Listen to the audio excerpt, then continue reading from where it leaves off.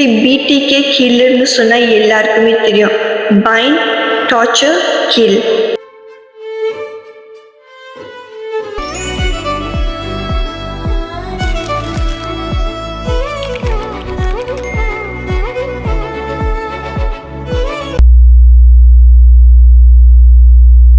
High guys, it's Laravini. எல்லாரும் எப்படி இருக்கீங்க? நலமாக இருக்கீங்களா?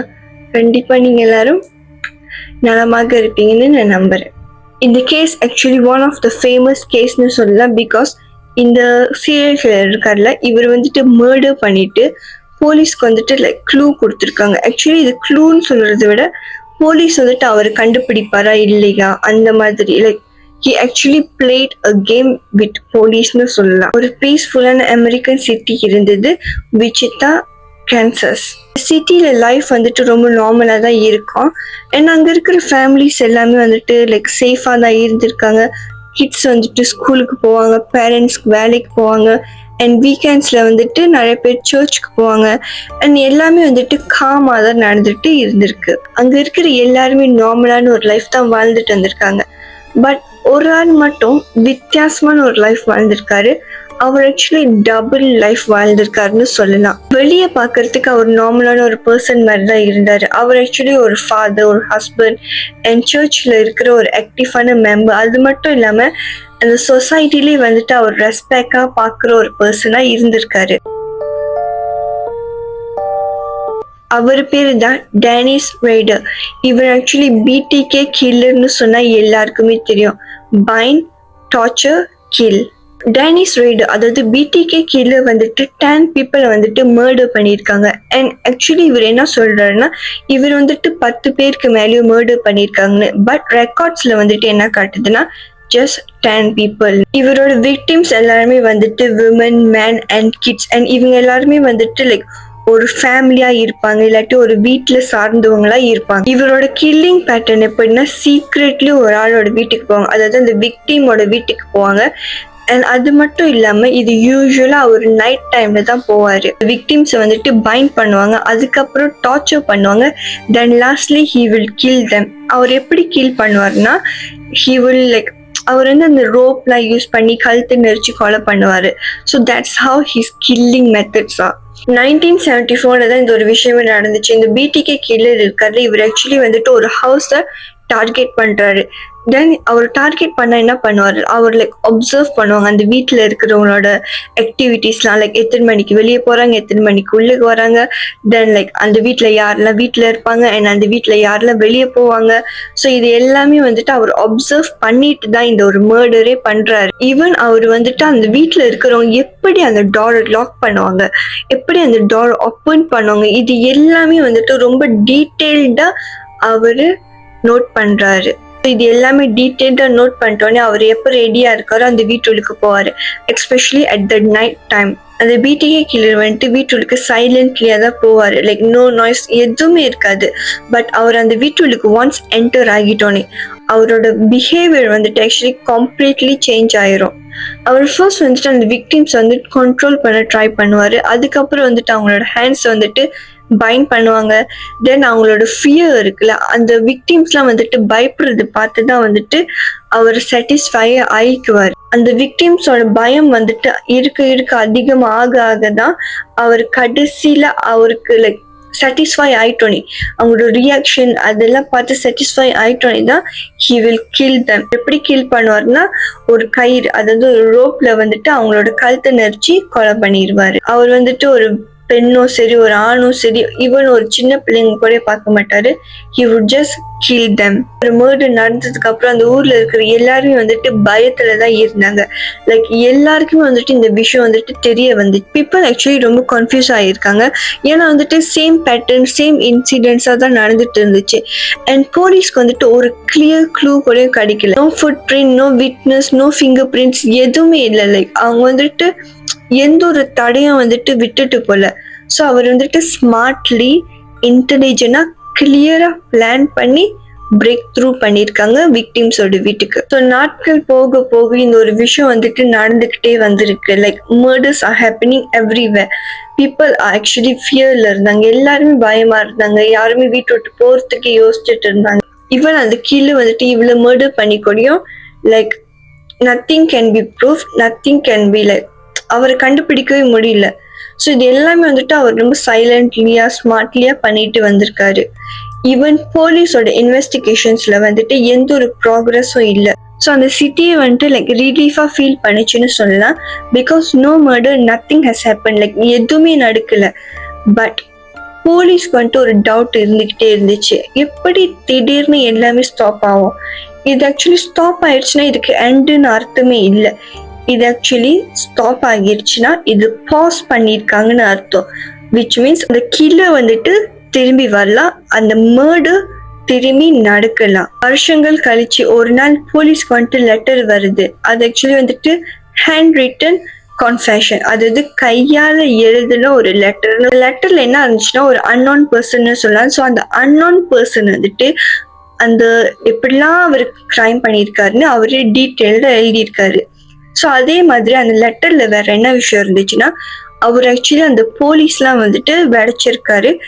ஏன் வெடைச்சிருக்காருன்னா, பிகாஸ் இவ்வளவு கிரைம் நடந்துச்சுல. ஸோ அந்த போலீஸ்னால வந்துட்டு எதுவுமே கண்டுபிடிக்க முடியல. ஸோ அந்த கேஸ்லயே வந்துட்டு எந்த ஒரு ப்ராக்ரஸும் இல்லாதனால he actually mocked the police. லெட்டர்ல வந்துட்டு கடைசி ஒரு சிக்னேச்சர்ல முடியுது, which is BTK, bind, torture, kill. BTK இது ஆக்சுவலி வந்துட்டு ஒரு ஐடென்டிட்டியா கிரியேட் ஆகுன்னு சொல்லலாம். இல்ல ஆக்சுவலி வந்துட்டு ஒரு ஃபியர் கிரியேட் பண்ணாங்க, ஒரு அட்டென்ஷனுக்காகன்னு கூட சொல்லலாம். அது மட்டும் இல்லாம அவரு கண்ட்ரோல் வேணும்னு நினைச்சிருக்காரு. அதே மாதிரி அந்த லெட்டர்ஸ் அனுப்புறதும் வந்துட்டு ஸ்டாப் ஆகிடுச்சு. காலம் கடந்து போடுச்சு, வருஷங்களும் கடந்து போடுச்சு. அந்த சிட்டில இருக்கிறவங்க என்ன நம்பினாங்கன்னா அந்த கில்லர் போயிட்டாங்கன்னு. ஸோ அதனால அவங்க என்ன பண்ணியிருக்காங்க, நார்மலான லைஃப் வந்துட்டு வாழ்ந்துட்டு வந்திருக்காங்க. ஸோ உண்மை என்னதுன்னா அந்த கில்லர் வந்துட்டு உயிரோட தான் இருக்காங்க. அது மட்டும் இல்லாம அவர் அவங்க கூட தான் வாழ்ந்துட்டு வந்திருக்காரு. கில்லர் ஆக்சுவலி அதே சிட்டியில தான் வாழ்ந்திருக்காங்க, அங்க இருக்கிற அதே ஸ்ட்ரீட்ல தான் நடந்து போயிருக்காங்க, அங்க இருக்கிற அதே சர்ச்சுக்கு தான் போயிருக்காங்க, அண்ட் அங்க இருக்கிற அதே மக்கள்கள் கூட தான் பேசிட்டு சகஜமா வாழ்ந்துட்டு வந்திருக்காங்க. டேனிஸ் ரேடர் வந்துட்டு நார்மலான ஒரு லைஃப் தான் வாழ்ந்துட்டு வந்திருக்காங்க. அண்ட் அது மட்டும் இல்லாம அவர் வந்துட்டு லைக் அங்க இருக்கிற எல்லாரும் வந்துட்டு அவர் மேல ரொம்ப ரெஸ்பெக்ட் வச்சிருக்காங்க. ஸோ பகல்ல வந்துட்டு அவர் டேனிஸ் ரேடரா வாழ்ந்திருக்காரு, நைட்ல வந்துட்டு அவர் BTK கில்லரா வாழ்ந்திருக்காரு.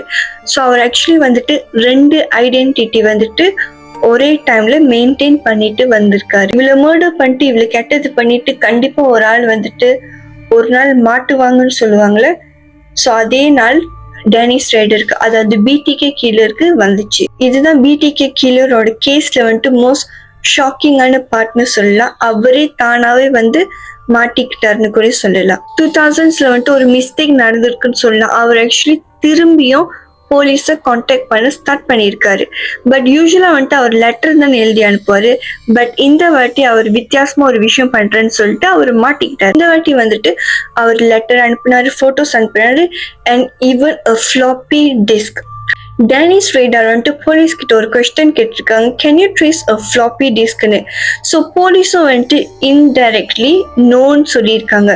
ஸோ அவரும் வந்துட்டு அந்த ஃப்ளாப்பி டிஸ்க் அனுப்பியிருக்காரு. ஸோ அந்த ஃப்ளாப்பி டிஸ்க் வந்துட்டு போலீஸ் கையில கிடைச்சதுக்கு அப்புறம் அங்க இருக்கிற இன்வெஸ்டிகேட்டர்ஸ் எல்லாருமே வந்துட்டு இது நல்லா பரிசோதனை பண்ணியிருக்காங்க. ஸோ இன்வெஸ்டிகேட் பண்ணியிருக்காங்க. இது எல்லாமே டீட்டெயில்டா எல்லா இன்ஃபர்மேஷனும் கெதர் அப் பண்ணியிருக்காங்க.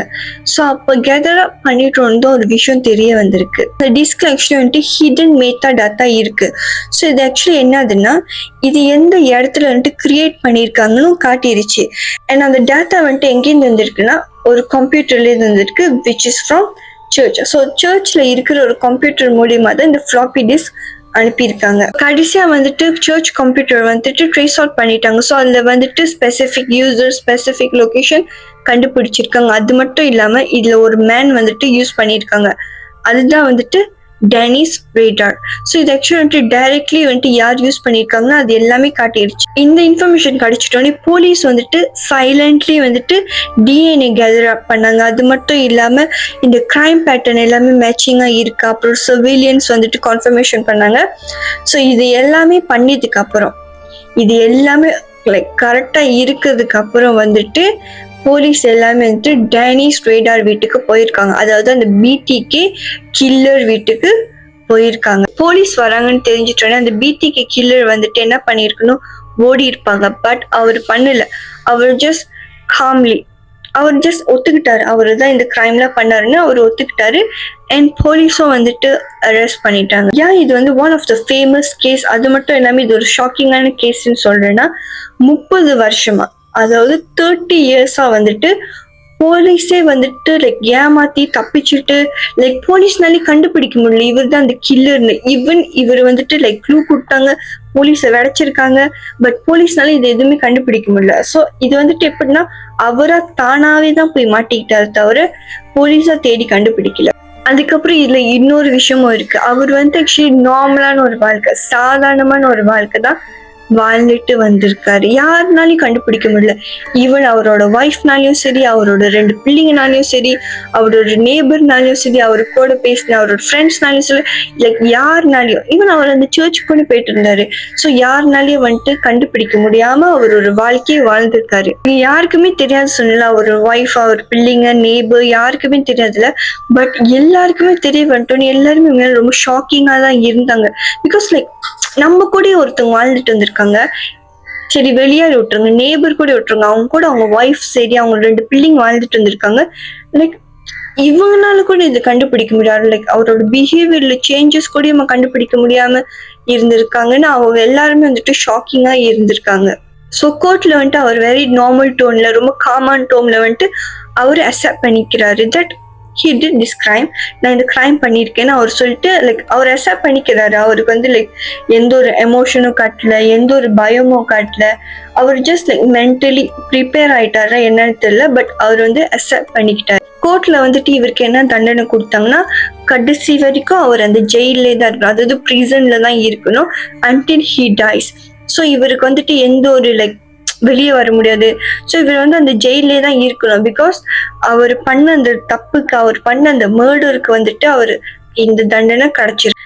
மென்டலி அண்ட் ஹிஸ்டாரிக்கலி வந்துட்டு இந்த case still one of the most terrifying serial killer stories that ever ரெக்கார்டட்னு சொல்றாங்க. இந்த ஸ்டோரியிலேருந்து நம்மளுக்கு ஒரு விஷயம் புரியுது. என்னதுன்னா, டேஞ்சர் வந்துட்டு எப்போதுமே ஒரு இருட்டான இடத்துல தான் நடக்கணும்னு கேட்டாக்கா இல்லை. அதே மாதிரி நம்ம எப்படி சொல்றதுன்னா, எல்லா கிரைம் எப்படி சொல்லி, எல்லா கிரைம்லயும் சரி, எல்லா சீரியல் கில்லர்லயும் சரி, எல்லாருமே வந்துட்டு பார்க்கறதுக்கு நல்லவங்க மாதிரி தான் இருப்பாங்க. பட் அவங்க தான் வந்துட்டு ரொம்ப கொடூரமான ஒரு விஷயமே பண்றாங்க. அதே மாதிரி தான் இந்த கதையிலையும். To kill Mr. Joseph Otero. I think it's 1834. Edgemore. All right. Can you tell me approximately what time of day you went there? Somewhere between 7 and 7:30. End of the story. But கண்டிப்பா எல்லாத்துக்கும் ஒரு கேள்வி இருக்கும். ஏன் வந்துட்டு அவர் like இந்த ஒரு crime பண்ணிக்கிட்டே வந்தாரு, தென் ஹி பாஸ்ட், தென் இன்னொரு கிரைம் பண்ணிட்டே வந்தாரு, like he passed and he came back. ஏன் அந்த மாதிரினா, இது ஆக்சுவலி வந்துட்டு scientifically reason, like psychologically reason என்ன சொல்றாங்கன்னா, இப்போ அவரோட மர்டர் பண்றாரு. ஸோ அந்த மர்டர் பண்ணிட்டோன்னே அவருக்கு லைக் சாட்டிஸ்ஃபை ஆயிடுச்சு.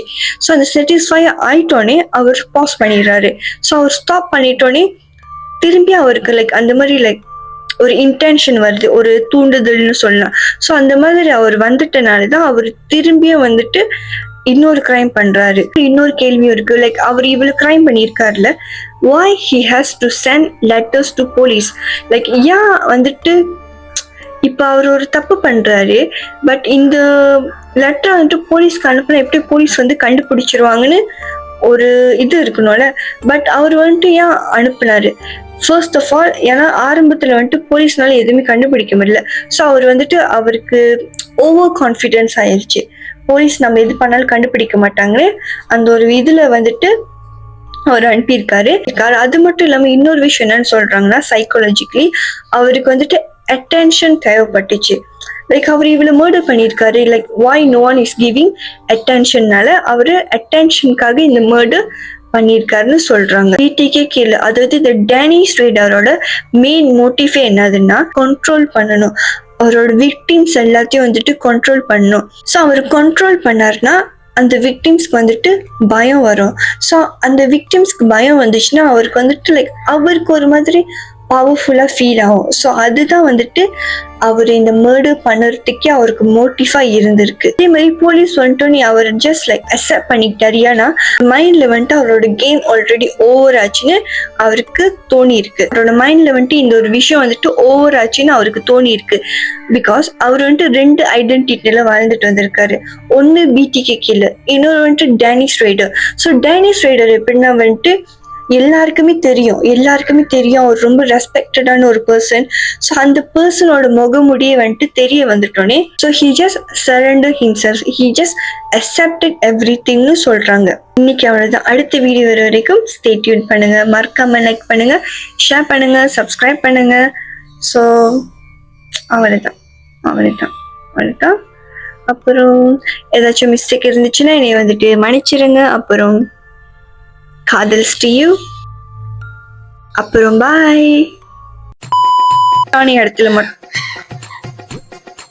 நம்மளுக்கு ஒரு விஷயம் புரியுறது என்னதுன்னா, டேஞ்சர் வந்துட்டு